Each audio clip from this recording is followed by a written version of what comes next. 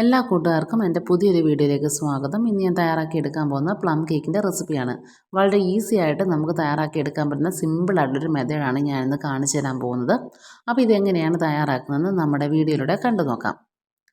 അപ്പോൾ നമ്മൾ ഇത് തയ്യാറാക്കാൻ വേണ്ടി ആദ്യം ഒരു പാൻ ചൂടാക്കി അതിലേക്ക് ഒരു 1/4 കപ്പ് പഞ്ചസാര ചേർത്ത് കൊടുക്കണം. അപ്പോൾ പഞ്ചസാര ചേർത്ത് കൊടുക്കുമ്പോൾ ജസ്റ്റ് ഇങ്ങനെ വിതറി വേണം കൊടുക്കാനായിട്ട്.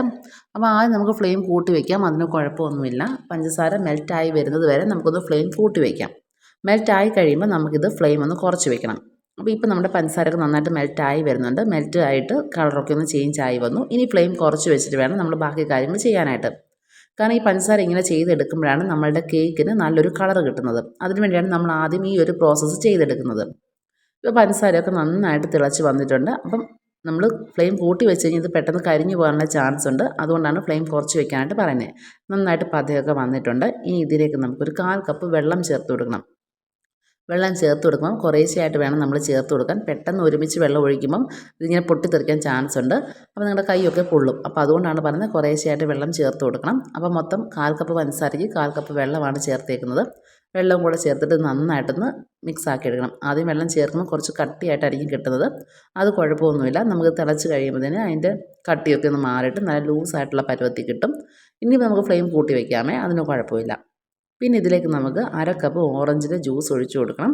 അപ്പോൾ മിക്സിയുടെ ജാറിലാണ് നിങ്ങൾ ഓറഞ്ച് ജ്യൂസ് തയ്യാറാക്കുന്നതെന്നുണ്ടെങ്കിൽ അതിൻ്റെ കുരുവൊക്കെ മാറ്റിയിട്ട് വേണം ജ്യൂസ് തയ്യാറാക്കാൻ. അതല്ലാന്നുണ്ടെങ്കിൽ ഈ ഓറഞ്ച് ജ്യൂസ് കയ്പ്പ് വരും. അതല്ലാന്നുണ്ടെങ്കിൽ നിങ്ങൾ ഓറഞ്ച് എടുത്തിട്ട് കൈ കൊണ്ട് നമുക്ക് നന്നായിട്ടൊന്ന് പിഴിഞ്ഞെടുക്കാവുന്നതാണ്.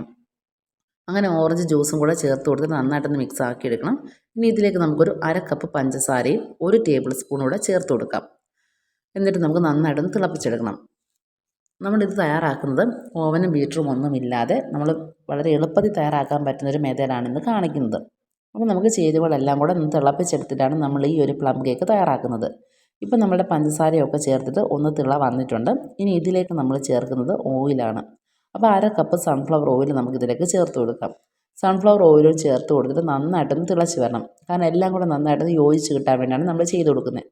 ഇനി ഇതിലേക്ക് ഡ്രൈ ഫ്രൂട്ട്സ് ചേർത്ത് കൊടുക്കാം. ഞാൻ ഇവിടെ ട്യൂട്ടി ഫ്രൂട്ടി 3 കളർ എടുത്തിട്ടുണ്ട്. ചുവല, പച്ച, അതുപോലെ തന്നെ മഞ്ഞ. പിന്നെ നമുക്ക് കറുത്ത മുന്തിരി, അതുപോലെ ചുവന്ന മുന്തിരി, പിന്നെ കുറച്ച് ഡേറ്റ്സ് കുറച്ച് വലുപ്പത്തിലാണ് ഞാൻ കട്ട് ചെയ്തേക്കുന്നത്. ഇത്രയും കൂടെ ചേർത്തിട്ട് നമുക്ക് നന്നായിട്ടൊന്ന് മിക്സ് ആക്കിയെടുക്കണം. പിന്നെ കുറച്ച് ഓറഞ്ചിൻ്റെ തൊലി വിളയിച്ചതും ചേർത്ത് കൊടുത്തിട്ടുണ്ട്. അത് 1 ടേബിൾ സ്പൂൺ ചേർത്താൽ മതി. പിന്നെ 1/2 ടീസ്പൂൺ ഗരം മസാല, അതായത് നമ്മുടെ ഗ്രാമ്പു പൊടിച്ചത്, അതും കൂടെ ചേർത്തിട്ട് നമുക്ക് നന്നായിട്ടൊന്ന് തിളപ്പിച്ചെടുക്കാം.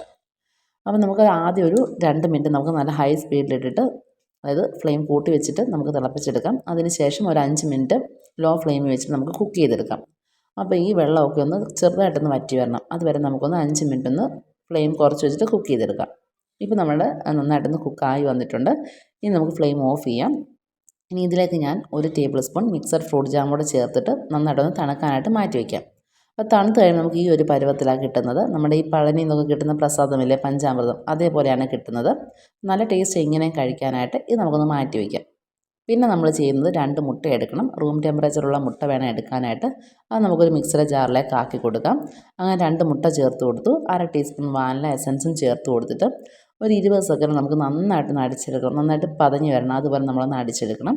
അത് നമുക്ക് ഈ ഒരു മിക്സിലേക്ക് ചേർത്ത് കൊടുക്കാം. അപ്പോൾ ഈ മിക്സിലേക്ക് ചേർക്കുമ്പോൾ നിങ്ങൾ പ്രത്യേകം ശ്രദ്ധിക്കണം. ഈ മിക്സ് എന്ന് പറയുമ്പോൾ നല്ലതായിട്ട് ചൂട് മാറിയിട്ട് വേണം ചേർക്കാനായിട്ട്. അതല്ലാന്നുണ്ടെങ്കിൽ നമ്മുടെ കേക്ക് കുളവാകും. അത് നിങ്ങൾ പ്രത്യേകം ശ്രദ്ധിക്കുക. ഈ മിക്സ് ഉണ്ടാക്കിയിരിക്കുന്ന ഈ തിളച്ച ആ ഒരു മിക്സ് എന്ന് പറയുന്നത് നന്നായിട്ട് ചൂട് മാറണം. എന്നിട്ട് വേണം നമ്മുടെ ഈ മുട്ടയുടെ മിക്സ് ചേർക്കാനായിട്ട്. എന്നിട്ട് നന്നായിട്ടൊന്ന് മിക്സ് ആക്കിയെടുക്കണം. അത് ഓവറായിട്ട് നമ്മൾ മിക്സ് ആക്കരുത്. പതിയെ മിക്സ് ആക്കിയിട്ട് എല്ലാം കൂടെ നന്നായിട്ടൊന്ന് യോജിപ്പിച്ചെടുക്കണം. പിന്നെ നമ്മളൊരു അരിപ്പയിലേക്ക് ഞാനിവിടെ 1/2 കപ്പ് മൈദ എടുത്തിട്ടുണ്ട്. അതിലേക്ക് 1 ടീസ്പൂൺ ബേക്കിംഗ് പൗഡറും ചേർത്ത് കൊടുത്തിട്ട് ഒരു 3 തവണ നമുക്കൊന്ന് അരിച്ചെടുക്കണം. പിന്നെ ഞാനിവിടെ 240 ml കപ്പാണ് എൻ്റെ 1 കപ്പെന്ന് പറയുന്നത്. അപ്പോൾ അതനുസരിച്ച് വേണം നമ്മൾ 1/2 കപ്പ് മൈദ എടുക്കാനായിട്ട്. പിന്നെ ഞാനിവിടെ ബേക്കിംഗ് സോഡ ചേർക്കുന്നില്ല, ബേക്കിംഗ് പൗഡർ മാത്രമേ ചേർക്കുന്നുള്ളൂ. എന്നിട്ട് മൈദ ചേർത്തിട്ട് നമുക്ക് നന്നായിട്ടൊന്ന് അരിച്ചെടുക്കാം. 3 തവണ നന്നായിട്ടൊന്ന് അരിച്ചെടുക്കണം. അതിനുശേഷം നമ്മുടെ ഈ വിസ്ക് വെച്ചിട്ട് വീണ്ടും നന്നായിട്ടൊന്ന് മിക്സ് ആക്കിയെടുക്കണം. പിന്നെ ഞാൻ ഈ മൈദയിലേക്ക് കുറച്ച് ക്യാഷ്യൂ ചെറുതായിട്ടൊന്ന് നുറുക്കിയിട്ട് ചേർത്ത് കൊടുത്തിട്ടുണ്ടായിരുന്നു. അത് ചേർത്തപ്പോൾ ഞാൻ എൻ്റെ വീഡിയോ മിസ്സായിപ്പോയി. അതുകൊണ്ടാണ് നിങ്ങൾക്കിത് കാണാൻ പറ്റാത്തത്. അപ്പോൾ നിങ്ങൾ ചേർക്കുമ്പോൾ കുറച്ച് ഒരു പിടി ക്യാഷ്യൂ എടുത്തിട്ട് ജസ്റ്റ് ഒന്ന് ക്രഷ് ചെയ്ത് അത് ചേർത്ത് കൊടുത്താൽ മതി. എന്നിട്ട് മൈദ നമുക്ക് കുറേശ്ശെയായി ചേർത്ത് കൊടുത്ത് നന്നായിട്ടൊന്ന് ഫോൾഡ് ചെയ്തെടുക്കാം. മൊത്തം ഒരുമിച്ച് മൈദ ഇടരുത്. പതിയെ കുറേശ്ശെയായിട്ട് ഇട്ട് കൊടുത്തിട്ട് വേണം ഫോൾഡ് ചെയ്തെടുക്കാനായിട്ട്. അങ്ങനെ മൊത്തം മൈദ നമുക്ക് നന്നായിട്ടൊന്ന് ഫോൾഡ് ചെയ്തെടുക്കാം. അപ്പോൾ ഫോൾഡ് ചെയ്യുമ്പോൾ പെതിയെ ഫോൾഡ് ചെയ്തെടുക്കുക.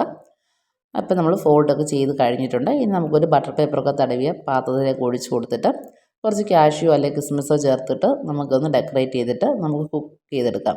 അപ്പോൾ ഞാൻ ഇവിടെ ഗ്യാസ് സ്റ്റോപ്പിലാണ് ചെയ്യുന്നത്. അപ്പോൾ 1 മണിക്കൂർ എടുത്തു എനിക്കിത് മൊത്തം കുക്കായി കിട്ടാനായിട്ട്. അപ്പോൾ ഓവനാണെന്നുണ്ടെങ്കിൽ ഓവൻ നിങ്ങൾ ഒരു 45 മിനിറ്റ്സ് കഴിയുമ്പോൾ നിങ്ങളൊന്ന് ചെക്ക് ചെയ്ത് നോക്കണം കുക്കായോ എന്നുള്ളത്. അങ്ങനെ നമുക്കിതൊന്ന് കുക്ക് ചെയ്തെടുക്കാം. അപ്പോൾ വളരെ പെട്ടെന്ന് തയ്യാറാക്കാൻ പറ്റുന്നൊരു കേക്കിൻ്റെ റെസിപ്പിയാണ്. സാധനങ്ങളെല്ലാം കൂടെ നമ്മൾ തിളപ്പിച്ചെടുത്തിട്ട് നമ്മൾ ചെയ്തെടുക്കുന്ന ഒരു പ്ലം കേക്കിൻ്റെ റെസിപ്പിയായിരുന്നു. എല്ലാവരും ഈ വീഡിയോ കണ്ട് നോക്കിയിട്ട് ഒന്ന് ട്രൈ ചെയ്ത് നോക്കണം. അതുപോലെ നല്ല ടേസ്റ്റി ആയിട്ടൊരു പ്ലം കേക്ക് നിങ്ങൾക്ക് വീട്ടിൽ തന്നെ തയ്യാറാക്കി എടുക്കാൻ പറ്റും. അപ്പോൾ ഓവനും ബീറ്ററും ഒന്നും ഇല്ലാത്തൊരു വിഷമിക്കേണ്ട കാര്യമില്ല. പെട്ടെന്ന് തയ്യാറാക്കി എടുക്കാൻ പറ്റുന്ന സിമ്പിൾ റെസിപ്പിയാണ് ഞാൻ കാണിച്ചു തന്നിരിക്കുന്നത്. ട്രൈ ചെയ്ത് നോക്കിയിട്ട് ഫീഡ്ബാക്ക് അറിയിക്കുക. ഈ റെസിപ്പി ഇഷ്ടമായിട്ടുണ്ടെങ്കിൽ ലൈക്ക് ചെയ്യാനും ഷെയർ ചെയ്യാനും മറക്കരുത്. വീണ്ടും നമുക്ക് നല്ല നല്ല റെസിപ്പീസുമായിട്ട് കാണാം. അതുവരേക്കും ബൈ. Thank you.